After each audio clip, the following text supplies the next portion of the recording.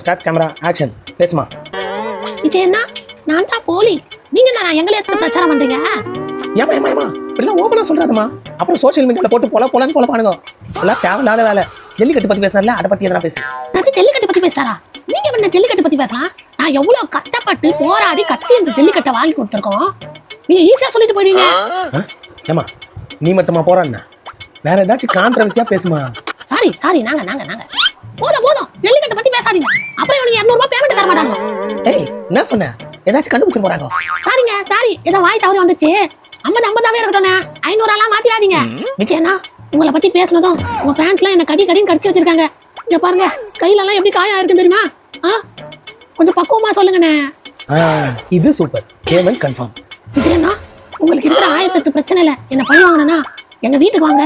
அப்படி இல்லைன்னா என்னோட ஆபீஸ் கீழ்பாக்கத்துல இருக்குது. கீழ்பாக்கம் எம்ஹெச் வந்து ஜூனியர் டிபார்ட்மெண்ட் எதுன்னு கேட்டீங்கன்னா எல்லாருமே கொண்டு வந்து விட்டுருவாங்க. அங்க வந்து பேசுங்க. பின்றாலே ஐயா நீங்க சொன்னதெல்லாம் பேசிட்டேன். பேமெண்ட் கரெக்டா வரணும். 200 ரூபாய் ஓகேவா? 1 ரூபாய் குறைஞ்சா கூட நான் வாங்கிக்க மாட்டேன். அடேங்கப்பா கேப் மாதிரி மொல்ல மாதிரி முடிச்சதுக்கு இவங்க எல்லாம் நான் தனித்தனியா தான் பாத்திருக்கேன்.